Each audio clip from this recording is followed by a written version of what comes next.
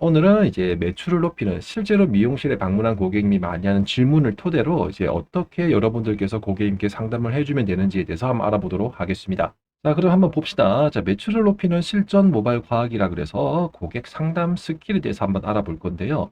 오늘은 미용실 트리트먼트와 홈케어 트리트먼트의 차이점에 대해서 한번 알아보도록 하겠습니다. 자, 미용실에서 비싼 돈 내고 클리닉을 한번 받아봤는데 며칠은 좋았는데 투자 대비 크게 효과를 보지 못했습니다. 자, 지금은 그냥 집에서 시중에 판매하고 있는 트리트먼트만 하고 있는데 미용실 트리트먼트와 셀프 홈케어 트리트먼트의 차이점이 뭡니까? 라고 이제 고객님이 질문을 해 주신다면은 우선 여기서 우리가 생각을 해봐야 되는 것은요. 일단은 비싼 돈, 당연히 비싸겠죠. 그죠? 미용실에서 비싼 돈 내고 클리닉을 한 번 받아봤다. 근데 여기서 중요한 것이 한 번 받아봤다. 이게 저 중요한 것 같습니다. 자, 우선은 이제 예전에 제가 올렸던 영상을 보게 되면은요, 그 모발의 손상 정도에 따라서 단계가 나눠지거든요. 그럼 여기에서 보통 이 미용사분들께서 고객님께 드리는 말씀이 모발을 복구한다, 복구 클리닉 이런 얘기가 굉장히 많이 나오잖아요. 자, 그럼 여기서 복구에 대한 개념을 조금 확실히 정립을 시킬 필요가 있는 것이 뭐냐면은 복구라고 하는 것은 지금보다 한 단계 더 좋아지는 현상, 그걸 우리는 복구라고 얘기를 하는 거고, 복원이라고 하는 것은 원상 회복되는 것을 우리는 복원이라고 얘기를 합니다.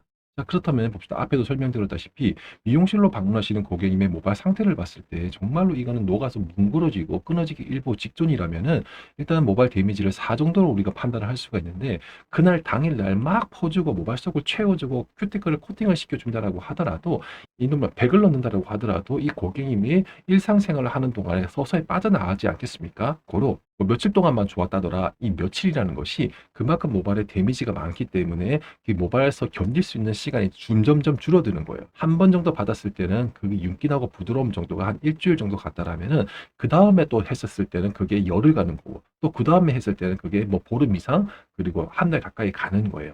이런 식으로 이 맥락에서 여러분들이 판단을 했을 때 데미지가 4라고 판단이 들었을 경우에는요, 고객님께 설명을 드리기를 현재 고객님의 모발 데미지가 이래 하여 데미지 4 정도가 됐기 때문에 한 번에 완전 복원시키기는 굉장히 어렵고, 다만 4에서 3, 3에서 2, 2에서 이런 식으로 단계별로 복구를 시켜서 복원 가능합니다. 즉 고객님은 이 정도의 모발은 3번 정도의 복구 시술을 통해서 복원 가능합니다.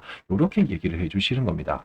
되셨죠? 자, 그래서 한 번 정도 받아봤다, 여기가 이제 큰 문제가 됐다라는 거죠. 그렇기 때문에 첫날 했을 때는 어차피 똑같은 시술로 모발 속을 PPT로 꽉꽉 채워서 어느 정도 단단하게 만들어줬고, 모발 커트를 LPP라든가 그리고 뭐 실리콘 소재의 그런 트리트먼트로 많이 코팅을 시켜주니까는 윤기나고 부드러워 보이긴 하겠지만은 이미 모발 데미지가 너무 심하고 자체적으로 단백질 결합이 느슨하기 때문에 내가 지금 주입을 시켰던 이 단백질을 잡고 있을 수 있는 능력이 많이 부족한 거죠. 자, 그래서 그날 당일날에는 100을 넣어줬다라고 하더라도 이 100에서 한 4일, 5일 정도 지나면은 한 60% 이상은 싹 다 빠져버려서 결론적으로 느꼈을 때는 뭐야, 처음에 그 받았을 때 느낌이 점점 없어지냐고 느끼는 거예요. 그럼 여기서 중요한 것은 2회 시술을 언제 들어가는 것인가, 고객님이 어느 정도 그게 빠지는 시점, 그때 다시 넣어줘야 되는 거예요. 자, 그래서 보통 한 달에 한 번씩 하세요, 뭐 열흘에 한 번씩 하세요, 딱 정해져 있는 것이 아니라 고객님의 그 생활 패턴이라든가 습관에 따라서 그 유지력이 굉장히 결정이 되는데,